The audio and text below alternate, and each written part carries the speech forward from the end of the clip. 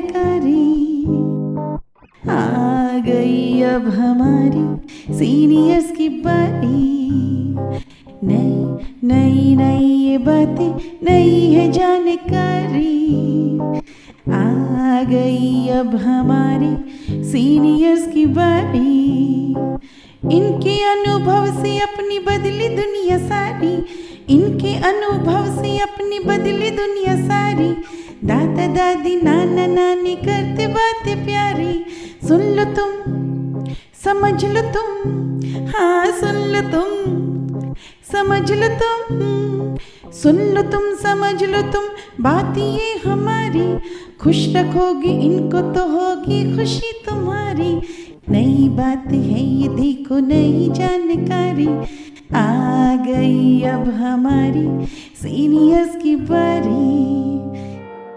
बचपन में हम सभी ने अपने माता पिता, अपने दादा दादी, अपने टीचर्स, अपने बड़ों से बहुत सी मॉरल स्टोरीज सुनी हैं, पर जानते हैं उन सब की सबसे अच्छी बात क्या है? नमस्कार दोस्तों, आप सबका स्वागत है विज्ञान प्रसार विज्ञान और प्रौद्योगिकी विभाग, भारत सरकार एवं अलगप्पा विश्वविद्यालय कराईकुडू तमिलनाडु के संयुक्त तत्वाधान में वरिष्ठ नागरिकों द्वारा प्रस्तुत एक खास कार्यक्रम श्रृंखला अनुभव में, जिसे आकार दिया है डॉक्टर आर श्रीधरन ने और मार्गदर्शन कर रही हैं कार्यक्रम की मेंटोर पूजा मुरादा। साथ ही निर्माता हैं चित्रा शर्मा और जमशेद खान, और जिसे आप सुन पा रहे हैं सामुदायिक रेडियो 90.8 FM 24 पर। और मैं हूँ आरजे सनी। बचपन में स्टोरीज सुनना भला किसे नहीं पसंद था, पर क्या आप जानते हैं उस टाइम पर हमारे मानसिक विकास के लिए यह कितना अहम होता है। कहानियों से जो मैसेज हमें मिलते हैं वो हमारे कैरेक्टर को बनाने में हमारी मदद करते हैं, हमें एक आदर्श व्यक्ति बनाने में मदद करते हैं। आज के हमारे अनुभव प्रोग्राम की इस कड़ी का आधार भी कुछ इसी तरह का है। आज के प्रोग्राम में हमारे सीनियर सिटीजन और प्रोग्राम की होस्ट रेखा बर्वे आपको एक बहुत ही अच्छी मॉरल स्टोरी सुनाने जा रही हैं, जिसका शीर्षक है ईमानदार लकड़हारा। तो आइए बढ़ते हैं आज के अनुभव प्रोग्राम में और सुनते हैं एक बहुत ही अच्छी मॉरल स्टोरी। हेलो मेरे नन्हे मुन्ने प्यारे प्यारे बच्चों, मैं रेखा बर्वे, आशाना उत्सव लवासा की ज्येष्ठ नागरिक, रेडियो FM 24 भिवाड़ी के अनुभव इस कार्यक्रम में आपसे बात कर रही हूँ। आज मैं आपके लिए एक बहुत ही दिलचस्प कहानी लेकर आई हूँ। शीर्षक है ईमानदार लकड़हारा। बहुत ही सीधी सादी कहानी है, मगर हमें बहुत महत्वपूर्ण सीख देती है। क्या सीख देती है ये हम कहानी के दौरान जान जाएंगे, तो चलिए ध्यान से सुनिए। एक छोटा सा गांव था जिसमें रहता था एक लकड़हारा। उसका नाम था बाबू। बाबू क्या करता था? वह जंगल से सूखी हुई लकड़ियां बटोरता था, उसे बाजार में बेचता था और उन पैसों से अपने परिवार के लिए खाना खरीदता था। ये थी उसकी रोज की दिनचर्या। आज सुबह भी बाबू जल्दी उठता है, अपनी पत्नी का बनाया हुआ नाश्ता खाता है, फिर अपने बच्चों को टाटा बाय बाय बोलता है और अपनी कुल्हाड़ी लेकर जंगल की ओर चल पड़ता है। क्या मैंने आपको ये बताया कि रास्ते में एक बड़ी गहरी और गरजती हुई नदी पड़ती है? बाबू को नदी के किनारे चलना बहुत अच्छा लगता है। कुल्हाड़ी को अपने कांधे पे टांग के ठंडी हवा में अपनी ही धुन में मस्त गाना गुनगुनाते हुए बाबू चल रहा था कि अचानक उसके पैर गीले पत्थर पे पड़ते हैं और वो फिसलता है। बाबू तो किसी तरह संभल गया, पर कुल्हाड़ी तो नदी में गिर पड़ी। उसको कैसे निकाले? बाबू बहुत डर गया। वो झट से नदी में कूदता है और ढूंढने लगता है, पर कुल्हाड़ी तो हाथ में नहीं आती। वो तो नदी के निचले तल तक पहुंच गई है। बाबू रोने लगा, नदी किनारे बैठ के सोचने लगा, अब लकड़ियां कैसे जमा करूंगा, अपने बच्चों को क्या खिलाऊंगा। सोच के बड़ा दुखी हो रहा था। क्या कोई तरकीब नहीं जिसे मैं कुल्हाड़ी को पानी के बाहर निकाल सकूं? सोचते सोचते, रोते रोते उसकी आंखें धुंधली हो गई। ऐसे में दूर पानी में उसे एक आकृति नजर आई। वो हैरान हो गया, ये क्या देख रहा हूँ। देखते देखते ये आकृति कुछ जानी पहचानी लगने लगी और क्या देखता है, उसके सामने गणपति बप्पा खड़े हैं। बाबू दंग रह जाता है। इतने में आवाज आती है, क्यों रो रहे हो बेटे, क्या हुआ तुम्हें, मुझे बताओ। बाबू ने गणेश जी को बताया, पप्पा मेरी कुल्हाड़ी नदी में गिर गई है, अब मेरे बच्चे भूखे रह जाएंगे।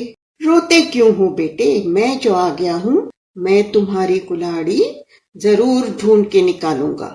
ये कह के बप्पा पानी के अंदर लौट जाते हैं। कुछ समय बाद एक बहुत ही सुंदर सोने की कुल्हाड़ी लेकर ऊपर आ जाते हैं। कहते हैं, ये लो, मैं तुम्हारी कुल्हाड़ी ढूंढ के लाया हूँ, अब खुश हो। लेकिन बाबू बिल्कुल खुश नहीं है। क्यों? वो मायूस होके कहता है, नहीं पापा, ये मेरी कुल्हाड़ी नहीं है। नहीं है? अच्छा, कोई बात नहीं, मैं फिर से जाता हूँ और इस बार तुम्हारी कुल्हाड़ी जरूर ढूंढ के लाता हूँ, तुम इंतजार करना। ये कह के गणेश जी फिर से पानी में गोता लगाते हैं। बाबू आशा भरी नजरों से पापा का इंतजार करता है। गणेश जी बाहर आते हैं, इस बार एक चमकती चांदी की कुल्हाड़ी लेकर। हताश होके बाबू रो पड़ता है, नहीं बापा, ये भी मेरी कुल्हाड़ी नहीं है, मैं तो एक गरीब लकड़हारा हूँ। मेरी कुल्हाड़ी न सोने की है न चांदी की है, मेरी कुल्हाड़ी तो बहुत ही मामूली लोहे की बनी है। ओहो, गणेश जी परेशान होते हैं, मैं भी कैसा मूर्ख हूँ। पर तुम हताश न होना, तुम हौसला रखना। ये लो, मैं फिर से चला, इस बार जरूर तुम्हारी ही कुल्हाड़ी लेकर आऊंगा। बाबू सोचता है, इस बार पता नहीं क्या लेके आएंगे गणेश जी। मगर चमत्कार, बाबू क्या देखता है, सचमुच गणेश जी उसी की कुल्हाड़ी लेकर आते हैं। बाबू खुशी से फूला नहीं समाता है, आनंद से नाचने लगता है, जोर से चिल्लाने लगता है, यह मेरी ही कुल्हाड़ी है बापा, यही मेरी कुल्हाड़ी है। अब मैं जंगल में जाके लकड़ी जमा कर सकता हूँ। भाग के वो गणेश जी से अपनी कुल्हाड़ी ले लेता है। अब गणेश जी भी बहुत खुश हैं। बाबू खुश है क्योंकि उसे अपनी कुल्हाड़ी मिल जाती है। पर बप्पा क्यों खुश है? उसका कारण कुछ और ही है। बापा इसलिए खुश हैं क्योंकि बाबू में वो एक सच्चा और ईमानदार इंसान पाते हैं। बाबू अगर चाहता तो सोने की कुल्हाड़ी ले सकता था, चांदी की कुल्हाड़ी ले सकता था, जो बहुत मूल्यवान थे और उसे बहुत पैसे भी दिला सकते थे, मगर वो ऐसा नहीं करता। वो अपनी लोहे की कुल्हाड़ी से ही संतुष्ट है। पर हमारी कहानी यहाँ खत्म नहीं होती।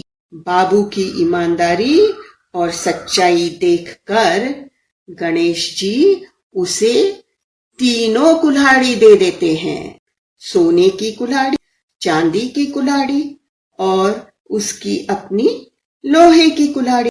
बाबू और भी खुश हो जाता है।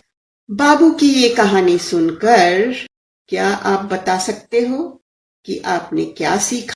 हाँ, हमेशा सच बोलो और हर काम ईमानदारी से और सच्चाई से करो। इसी से भगवान खुश होंगे और हमें भी सफलता मिलेगी। इंग्लिश में एक कहावत, honesty is the best policy. इसका मतलब है ईमानदारी ही सबसे बेहतरीन नीति है। इन शब्दों से मैं आपकी विदा लेती हूँ।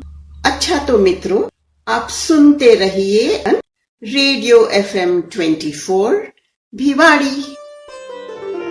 भाई कहानी तो बहुत अच्छी थी और इन कहानियों से बच्चों को कितना कुछ सिखाया जा सकता है। पर एक बात है, कई बार हम कहानियों को इतना इम्पोर्टेंट नहीं मानते या हमें लगता है कि हम अपना समय बेकार में ही व्यर्थ कर रहे हैं। पर दोस्तों, अभी जो मैं बात आपको बताने वाला हूँ, इसके बाद आप भी कहानी सुनने के आदी हो जाएंगे। दोस्तों, क्या आपने कभी सोचा है कि जब हम किसी कहानी को सुनते हैं तो हमारा जो कंसंट्रेशन पावर होता है वो कितना बिल्ड होता है। हमारा जो सुनने की क्षमता होती है, ध्यान लगाने की जो क्षमता होती है, उसका काफी विकास होता है। और साथ ही हमारे अंदर संयम रखने की भी भावना पैदा होती है। कुछ शोधों में पाया गया है कि कहानी को सुनने से हमारे सुनने की क्षमता बढ़ती है, हमारे ध्यान लगाने की क्षमता बढ़ती है, यहाँ तक कि संयम रखने की भावना भी पैदा होती है। और जब यही कहानी आप बच्चों को सुनाते हैं तो बच्चों को अक्सर आपने देखा होगा कि कहानी सुनते हुए वो अक्सर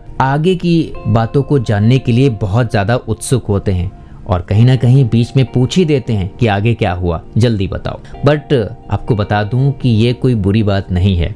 इससे बच्चों के अंदर जिज्ञासु प्रवृत्ति की वृद्धि होती है। इससे वो थोड़ा जिज्ञासु हो जाते हैं, हर चीज़ जानने की कोशिश करते हैं, हर चीज़ समझने की कोशिश करते हैं, और ये उनके मानसिक विकास के लिए बेहद ज़रूरी है। तो चलिए दोस्तों, फिलहाल वक्त हो चुका है आप सभी से विदा लेने का, और आई होप कि आप आज से कहानियों को बहुत महत्व देंगे और कहानियों को सुनाएंगे भी और सुनेंगे भी। साथ ही चलते चलते रेखा बर्वे जी का बहुत बहुत धन्यवाद हमें इतनी अच्छी मॉरल स्टोरी सुनाने के लिए। मैं हूं आरजे सनी और आप सुन रहे थे अनुभव कार्यक्रम की यह खास कड़ी सामुदायिक रेडियो 90.8 FM 24 पर। आप सुन रहे हैं 90.8 FM 24, आपका रेडियो, आपकी धड़कन।